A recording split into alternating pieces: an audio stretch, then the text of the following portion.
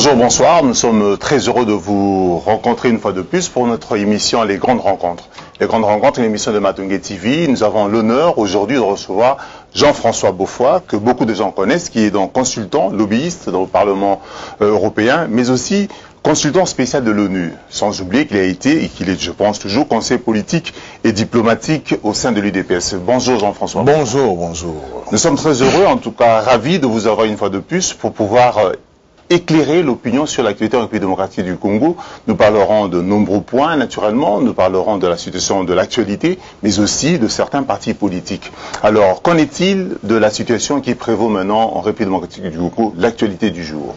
L'actualité au pays, c'est plus la promulgation de la loi électorale et aussi la publication du calendrier électoral par la Commission électorale nationale indépendante, mais qui pose beaucoup de problèmes. En fait, il y aura dans 13 mois, il y aura 6 élections. D'aucuns pensent que c'est tout à fait insurmontable, on ne peut pas y arriver. Oui, le calendrier électoral tel que ça a été présenté par la CENI pose des problèmes. C'est un calendrier électoral irréaliste, incohérent, et il faudrait qu'on essaye de trouver un calendrier électoral d'une manière consensuelle, de façon à ce qu'il y ait des élections crédibles, apaisées et qui soient acceptées par tout le monde. Mais quand on regarde, c'est-à-dire la CENI qui se permet de donner des dates, par exemple 23 jours avant la fin du mandat du président en exercice, alors que la Constitution dit qu'il faut 90 jours, 90 jours. Mais la CENI réduit à 23 jours. Ça ne vous a pas effleuré? Oui, c'est ça, c'est pour cela des voix s'élèvent et nous contestons ça. C'est pour ça que nous disons que tel que ce calendrier est inconstitutionnel, parce que au fait, en principe, il fallait 90 jours avant publier ce calendrier, donc qu'il y ait les élections, de façon à ce que, à terme, qu'on puisse installer le président. Or, ici, c'est le 27 novembre dont nous dépassons déjà le délai constitutionnel pour organiser ces élections. Est-ce que vous pensez que vous êtes prêt, du moins vous, votre parti, l'UDPS, est-ce que vous pensez l'UDPS, le MLC, l'UNC, bon, parlons plus de l'UDPS, est-ce que l'UDPS était prête, l'UDPS est-il prêt en tant que parti à pouvoir concourir auprès de ces 6 scrutins à venir? Mais tout le monde le sait que le président de l'UDPS est tombé malade. Voilà, il y a des problèmes sérieux. Mais le président est malade, il y a peut-être des structures qui doivent fonctionner. Dans tout parti, je pense qu'il y a des structures qui fonctionnent au-delà du fait que le président est empêché. Bon, ça ne sert à rien de cacher. En fait, depuis un certain temps, c'est la famille biologique du président Étienne Tshisekedi qui cherche coûte que coûte, à prendre la direction politique du parti. C'est prévu dans les textes? Non, c'est pas prévu. Donc voilà, c'est comme tous les partis politiques congolais qui sont toujours attachés à des individus. Quand on est président d'un parti politique, ipso facto, la femme devient aussi présidente et la famille. On oublie donc, les partis politiques congolais ne fonctionnent pas sur base d'une certaine démocratie, d'une manière démocratique. Après toutes ces années, nous pensions que l'UDPS était beaucoup plus structuré, avec des bureaux politiques, avec des secrétaires généraux, on a vu, mais l'actualité montre qu'il y a quelques jours, il y a déjà eu du moins, pas un débauchage, mais il y a eu un limogeage. Non, c'est dommage, en fait, ce que moi je peux dire, qu'il ne faut pas profiter de sacrifices en vie humaine, que de sacrifices, que de morts pour la cause de l'UDPS, que d'emprisonnement, des tortures, tout ça, voilà. C'est comme si la famille se servait de la souffrance de tout un peuple et qui devient comme une vache à lait. Donc on se sert de la souffrance des militants de l'UDPS, de tout un peuple, pour en faire un profit, en fait, voilà. Donc ça, c'est pas sérieux, en fait. Votre point de vue, naturellement, concernant tout ce qui se passe à l'UDPS maintenant. On a vu, vous venez de dire qu'il y a la famille, mais vous n'êtes pas très clair. Alors, on va parler de la dernière nomination. Il y a M. Mavungu, comme nous le savons. Avant lui, il y avait quelqu'un d'autre. On voit une succession de personnalités qui passent. Qu'est-ce qui se passe exactement au sein de ce parti, sans parler de ce qui est apparu dans la presse avec des nominations et des signalements? Non, ce qui se passe dans le parti, c'est clair, c'est la guerre des successions. En fait. La guerre de succession. La guerre de leadership et l'usurpation du pouvoir. La guerre de leadership, la succession, c'est tout simplement la famille biologique de Tshisekedi veut s'accaparer de la direction politique du pouvoir. C'est pour dire, pour être franc, c'est-à-dire que le fils de Tshisekedi, il veut diriger le parti. Mais le problème, c'est que... Il a beaucoup de fils, monsieur. Ah oui, mais c'est son fils, voilà, c'est lui-là qui s'intéresse à la politique. Mais la manière de le faire n'est pas bonne. Mais pourquoi vous le nommez pas? Pourquoi vous le nommez pas? Non, en fait. Et puis, parlons un peu de la dernière nomination de Mavungu. Non, ça c'est un faux document. Qu'est-ce qu'ils ont fait? Ils ont pris la vraie signature de Tshisekedi. Ils ont scanné un document avec des logiciels récents Photoshop. Mais ce que vous dites est grave, parce qu'on peut vous poursuivre en diffamation. Qu'est-ce qui vous permet personne, de moi je dire que c'est un faux document? C'est un faux document, puisque en fait, cette histoire, ça ne remonte pas d'aujourd'hui, vous savez. À chaque fois que le président de l'UDPS tombe malade, il y a toujours eu des gens mal intentionnés, il y a toujours eu un esprit malsain dans le chef de sa famille biologique pour tenter ces histoires. Ça remonte à un moment que vous dites. Oui, oui. En 2010-2009, lorsqu'il était toujours ici à Bruxelles, convalescent malade, il y a eu le président de la COC, commission électorale, président de la COC, commission organisateur du congrès, premier congrès du parti, M. Belchika, qui, en intelligence avec toute sa famille biologique, ils ont essayé un peu à tricher, à imiter la signature. Et ça a été démantelé par le président du comité national à l'époque, M. Valentin Moubake, et on avait vu que, eh bien, ce camp avait imité sa signature. On a essayé un peu de sauver le parti. Cette histoire se répète encore, en fait. J'étais étonné de voir un certain jeudi dans la soirée qu'il y a des nominations ici. Ah. Mais le document du 28 janvier 2015 fait à Kinshasa, mais curieusement qui a été signé ici à Bruxelles par le président, qui est convalescent, qui est malade, c'est inexplicable. Et un document qui contient beaucoup d'heures d'orthographe, des tautologies, des phrases creuses, des erreurs grammaticales. Cela vous autorise à dire que ça ne peut pas être signé, ça peut être ce document n'a jamais été lu par M. Tshisekedi. Non. Tshisekedi, c'est le premier docteur en droit congolais, à ce que je sache. Et puis, n'oubliez pas que Tshisekedi fut recteur de l'ENDA, École nationale d'administration et de droit, en fait. Voilà, c'est quelqu'un qui s'y connaît très bien dans l'administration. Et c'est pas ici pas n'importe quel document. Et il lit et il voit, c'est bien structuré, il signe. Alors, ces documents-là contiennent 4 signatures invraisemblables.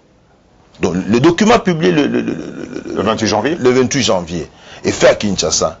Avec des articles, donc une tautologie, c'est inexplicable. Et ils ont mis ça en ligne, j'ai appelé Tchek Fita, pour lui dire que non, écoutez, il devait faire certaines critiques d'authenticité, critique journaliste, voilà, d'intégrité et critique d'authenticité, parce que ce n'est pas parce qu'on vous donne tel document et il met ça en ligne. Et il me dit que des sources sûres, il a eu ces documents de la famille et des gens de l'UDPS. Mais devinez qui, en fait, voilà. Donc, moi, je le dis que ça porte atteinte à l'image de marque du parti et au président du parti. Non, vous convenez que c'est quand même assez léger que vous veniez, que vous dites tout simplement que ce document est faux et qu'on vous croit. Qu'est-ce qui vous autorise à dire que ce document est faux dans le chef des personnes qui ont pu sortir ce document? Mais oui, mais parce que des gens concernés par ces nominations, malheureusement, ça c'est la conscience. Ça, on ne peut pas tromper sa conscience.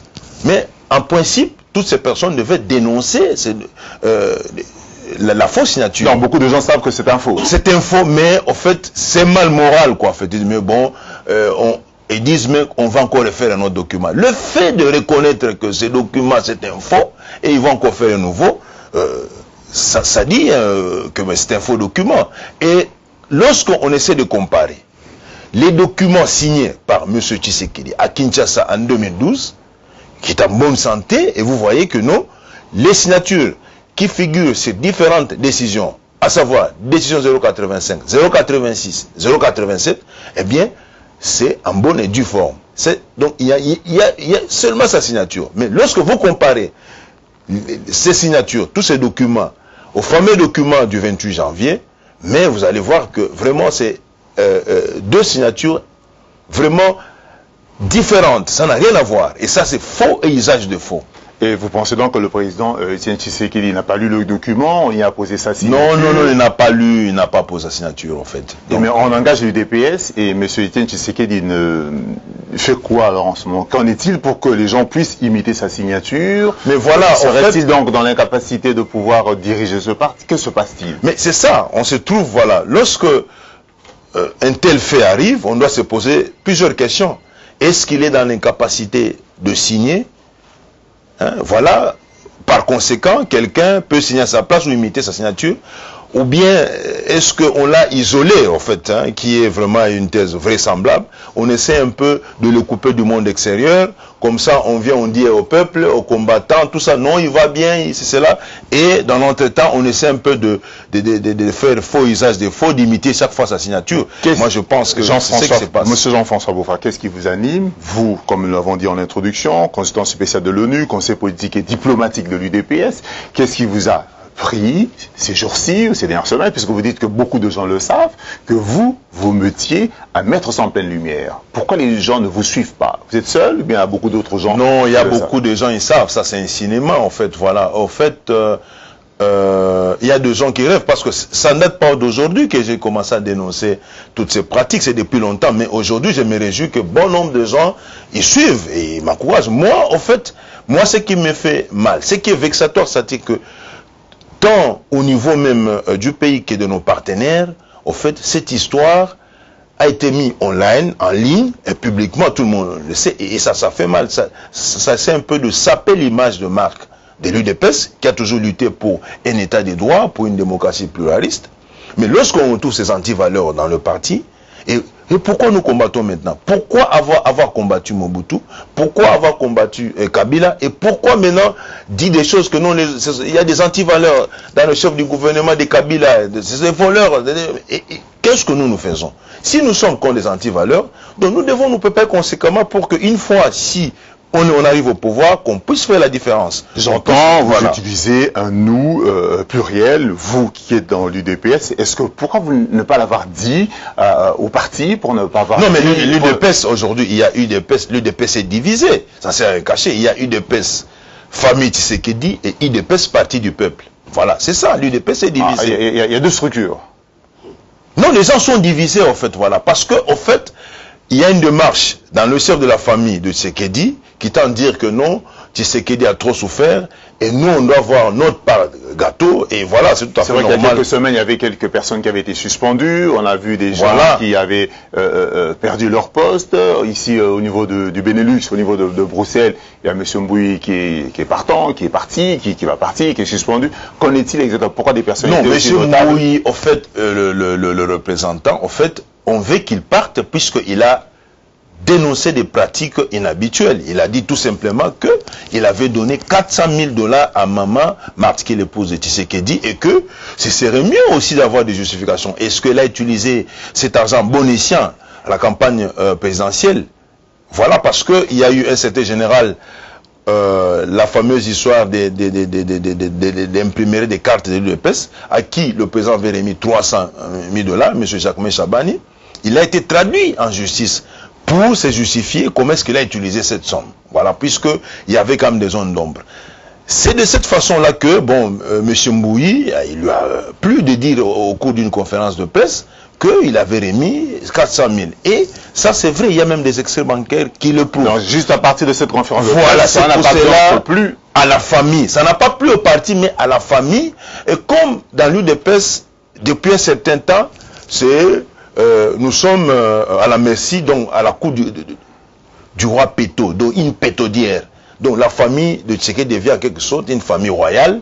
Si elle veut que tu sois représentant ou te nommer à tel poste, voilà, à qui le veut, voilà, ils peuvent dire non, tu deviens comme ça, voilà.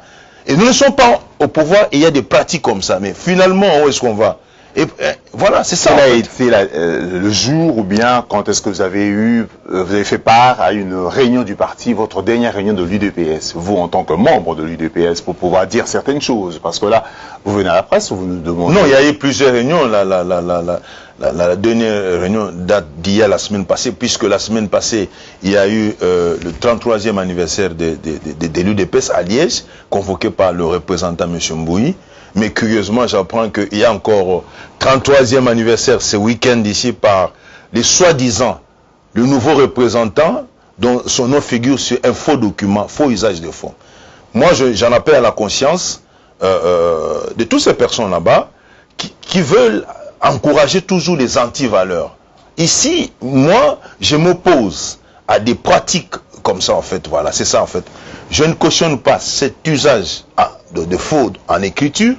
Je n'encourage pas les anti-valeurs. Et je me mets à la place de ceux-là qui sont morts à cause de l'UDPS, au nom de l'UDPS, de gens qui sont en prison. Puisque n'oublions pas qu'il y a des combattants de l'UDPS qui sont en prison actuellement et qui ont pris part à des manifestations du 19 janvier et qui sont encore là depuis longtemps. Il y a des gens qui ont été torturés. Il y a des gens qui sont morts. Il y a même un jeune homme qui venait d'Angola qui s'est immolé dans le feu quand il a vu qu'on a publié les résultats en 2011 et que ce n'était pas le président Tshisekedi. Il s'est immolé dans le feu. Il faut du respect pour toutes ces personnes là-bas. Une question pour nous. L'UDPS a toujours lutté pour l'état des droits, la démocratie. Et l'état des droits doit commencer dans l'UDPS et la démocratie. Eh bien, si ça ne commence pas dans le parti, mais comment voulez-vous qu'une fois sur le pouvoir, qu'on puisse installer un état de droit, pour nous, une démocratie? Monsieur Jean-François Boufa, pour nous, nous hommes de la presse, nous aimons bien savoir ce qu'il y a exactement.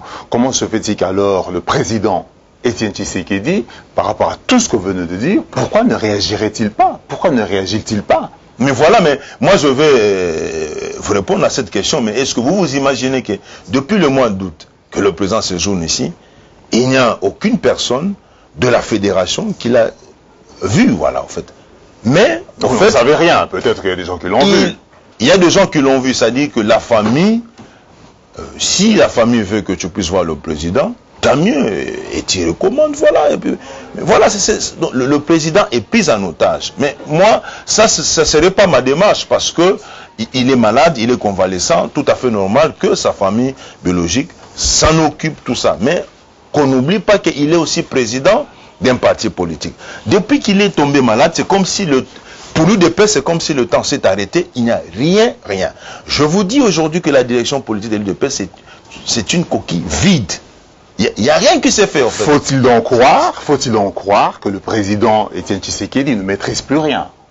Voilà. Mais essayez un peu de voir l'imitation des assignatures. Faux usage en écriture. Ce que vous dites. Voilà. Ouais, c'est ce que moi je dis. Et voilà, je suis responsable, et c'est ce que je dis. Et les déclarations du secrétaire général, qui est comme un guignol, pour moi, en fait, on doit m'excuser les termes, en fait, M. Mavungu, je dois le respecter en tant qu'une personne humaine, mais politiquement, c'est comme un idiot politique, parce que tu ne peux pas vouloir quelque chose et son contraire. Quand il dit que, en fait, avec la publication du calendrier électoral actuel, il n'y a pas moyen qu'on ait aux élections en 2016. C'était la deuxième partie de l'émission avec le dialogue. Il veut qu'il y ait un dialogue et une transition. Mais il dit en substance qu'il aimerait que cette transition puisse se terminer avant 2016, puisqu'il y a les élections. Ça, c'est des déclarations. Voilà. Et ces déclarations... Quelle est la ligne politique actuelle? Voilà. Parce que Kabila arrive à la fin de son mandat l'année prochaine, il va arriver à la fin de son mandat. Votre parti, vous demandez le dialogue pour pouvoir... Ce n'est pas le parti. Ah, ce n'est pas le parti. Ce n'est pas le parti. C'est Mavungu qui est... dans secrétaire général, donc il représente le parti. Qui travaille pour le fils du président de l'UDPS, qui travaille pour M. Félix, et qui lui dit ce qu'il doit dire, et qui n'engage pas le parti. Moi, je ne comprends pas, en fait. En 2012, si mes souvenirs sont bons, il y a eu une médiation de l'ambassadeur d'Allemagne qui avait proposé des négociations pour qu'il y ait une transition afin à ce qu'il y ait vraiment de nouvelles élections législatives, mettre en place un gouvernement qui a une majorité parlementaire qui n'est pas contestée, et ce gouvernement va organiser des élections pour départager Tshisekedi et Kabila. Eh bien, il a pris au président de ne pas, il a refusé carrément. Et d'où cette histoire d'impérium. Il commençait la recherche de son impérium en 2012. En 2013, en 2014, entre-temps, il y a eu le chef de la maison civile, c'est M. Mugalo, qui est allé voir Tshisekedi en personne dans sa résidence pour réclamait toujours cette négociation. Tshisekedi a refusé. Il dit qu'il en avait marre. C'était insupportable. Kabila devait partir et lui laisser parce qu'il a été élu. Ce qui est vraiment... tout le monde le sait que le président Tshisekedi a été élu, mais le problème c'est que compte tenu de certains paramètres, il n'a pas eu l'effectivité du pouvoir. Et je ne comprends pas que à une année de la fin du mandat de Joseph Kabila, qu'on voit un secrétaire général de l'UDPS commencer à réclamer une transition.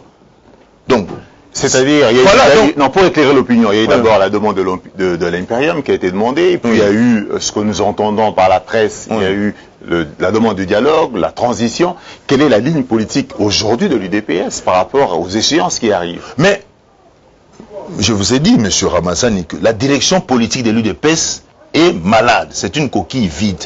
Lorsque le président est tombé malade, le temps s'est arrêté pour l'UDPS. Voilà. Et toutes ces personnes qui avaient des titres au bureau politique. Mais voilà, bon, je vous dis que le président a signé au moins une centaine de nominations. Ses conseillers politiques, chargés de tels politiques. Où sont-ils? Où sont-ils? Est-ce qu'ils se réunissent? Voilà. Ça le problème. Ça dit que, voilà, il y a... j'avais suggéré à l'époque à son conseiller politique, M. Valentin Moubake, et au secrétaire général Jacques Chabani que après les élections 2011, dire que M. Tshisekedi est candidat, voilà, jusqu'au voilà.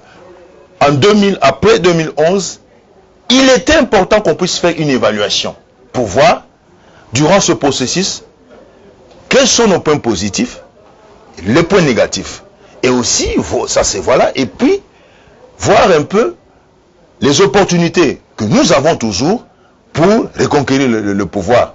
Et les menaces qui nous guettent, ça n'a pas été fait. Hein? Donc, on n'a pas tenu compte des menaces, tant de l'environnement externe que l'environnement interne, l'organisation même du parti. La culture managériale, la culture entrepreneuriale, c'est dans l'UDPS, on ne tient même pas compte des membres.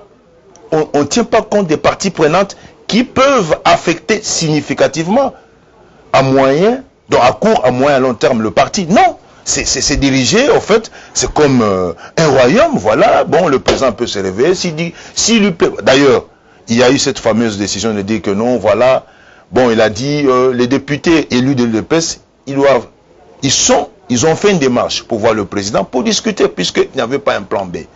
Mais il a pris au président seul, il dit que non, voilà, prenez vos responsabilités. Et ça a été interprété très mal. Les textes ne le préconisent pas, qu'il puisse prendre une décision seul? Non, les textes, oui, préconisent ça, mais voilà. Mais en fait, quand on est chef, il faut se faire conseiller, il faut écouter ses proches avant de prendre une décision. Je pense, en ce qui me concerne, c'était une mauvaise décision. Mais comme le président, il ne s'est pas reculé, voilà.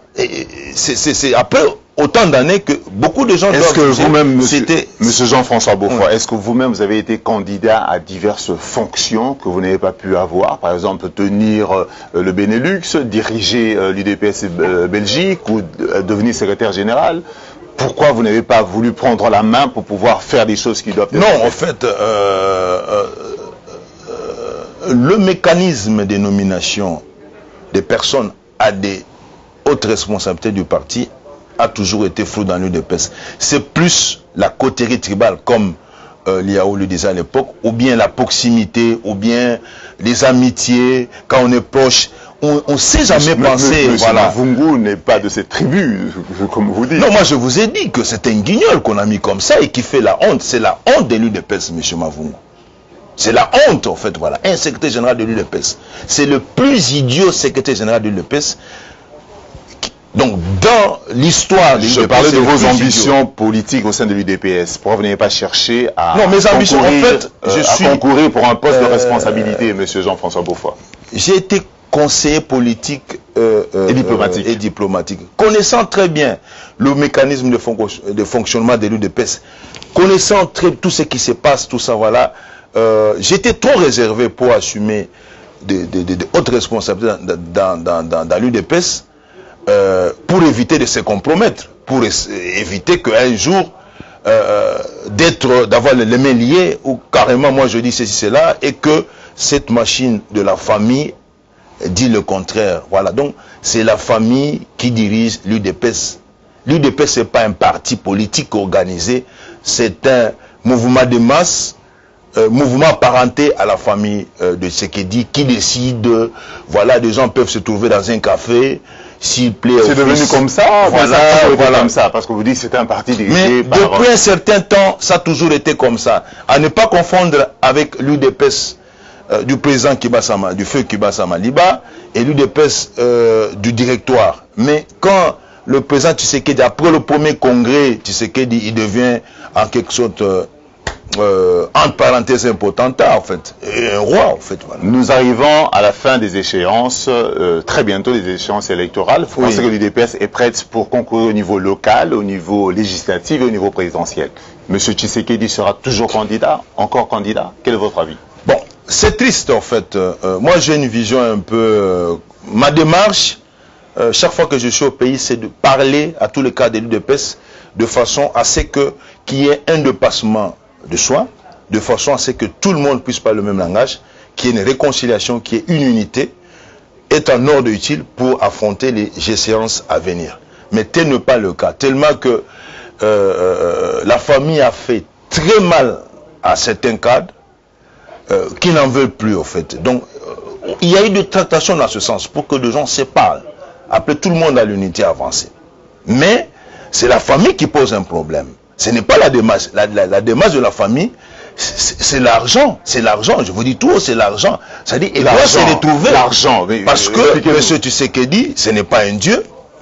Il est au soir de sa vie. Dieu seul sait quand est-ce qu'il peut le rappeler. Mais la famille veut se retrouver avant qu'il ne rende l'âme. Ça pose des problèmes. Mais on oublie les sacrifices endurés par des générations et des générations. Par des personnes, il y a des gens dans l'anonymat qui n'ont pas même de poste officiel, qui ont payé très cher le fait d'avoir appuyé ou soutenu des idées de l'UDPS, d'avoir des poches qui sont dans l'UDPS. Il y a des gens qui ont été torturés, il y a des gens qui sont arrêtés, mais en arriver jusque-là, là, moi je suis triste. Je suis triste et les jours à venir, je ne sais pas dire que non, ça sera comme ça. Donc il n'y a que Dieu qui est... le seul maître de temps et des circonstances. Ça c'est sûr, mais comme ma question c'est sur les échéances qui arrivent, elles arrivent, elles sont fraîches, la CENI a publié le calendrier électoral, comment voyez-vous l'UDPS en train de concourir? J'ai suivi le conseil politique du président M. Valentin Moubake qui a dit, le président Etienne Tshisekedi, même sur le lit d'hôpital, il sera candidat en 2016. C'est... Au fait, ça montre un peu l'irresponsabilité de cas de l'UDPS. Au fait, si moi j'étais à sa place, je n'aurais pas parlé ainsi. Je pouvais peut-être dire, au fait, on verra le moment opportun, un consensus se dégagera à l'issue d'une concertation au sein de l'UDPS pour voir qui sera notre candidat. Parce que il y a trop de problèmes, il y a trop de problèmes dans le parti actuellement en fait. Monsieur Jean-François Boffa, nous arrivons au terme de cette interview, puisque nous sommes dit dans les grandes rencontres, l'émission ne fait que 30 minutes. Nous avons épuisé ce temps. Alors quel est votre regard par rapport à l'équipe en face, par rapport au pouvoir, puisqu'on n'a rien dit là-dessus, par rapport à ce cheminement? Est-ce qu'il y a un trucage à venir des élections, ce plan des élections, 6 élections pendant en 13 mois, quel est votre avis là-dessus par rapport à l'autre camp, puisque vous n'avez rien dit à ce sujet? Oui, tout le monde le sait, c'est depuis 2001 que Kabila est au pouvoir en République démocratique du Congo. 15 ans au pouvoir, je pense, avec les enjeux actuels, avec la politique actuelle, c'est trop. Ce qu'on demande tout simplement, qu'il respecte le calendrier électoral, qu'il respecte la date, qu'il respecte la Constitution. Mais nous constatons qu'il y a toujours, dans le chef du pouvoir actuel, des manigances.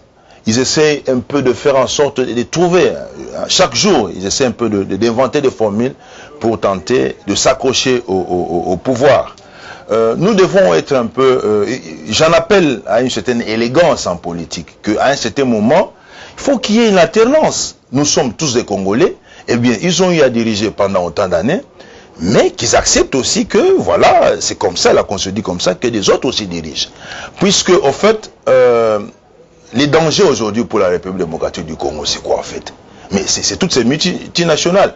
C'est des pays émergents. Au fait, depuis 1960, notre pays a toujours été à la merci de ces angoisses. quand je vois aussi toute la communauté internationale s'acharner sur Joseph Kabila, tant mieux pour qu'il parte, mais essayons un peu de voir le futur. Essayons un peu de voir ce qui se passe. On doit se ressourcer, se pénétrer utilement de tout ce qui se passe en Libye, au Moyen-Orient, en Syrie, tout ça, voilà, et pour comprendre la géopolitique, la géostratégie, et voilà. Et c'est pour cela, j'en appelle à ce pouvoir, eh bien, d'accepter l'alternance. Ce n'est pas la fin du monde, mais qu'ils acceptent que 2016, Kabila parte et qu'il y ait un autre. Mais, puisqu'ils sont au pouvoir, nous sommes les opposants, à un certain moment, nous devons avoir des points communs qui nous unissent pour l'intérêt du peuple. Mais nous sommes des adversaires politiques par rapport à des projets, des sociétés que nous présentons au peuple pour diriger ce pays. Voilà. Merci beaucoup, M. Jean-François Beaufoy. Vous êtes consultant lobbyiste au Parlement européen. Vous êtes consultant spécial de l'ONU et conseiller politique et diplomatique de l'UDPS. Merci pour cette interview que nous venons d'avoir avec M. Jean-François Beaufoy. En tout cas, nous vous remercions de votre attention, de tout ce que vous nous portez dans Matongé TV. Nous aurons le plaisir de rencontrer le mois prochain une autre personne pour les grandes rencontres. Portez-vous bien et à la prochaine.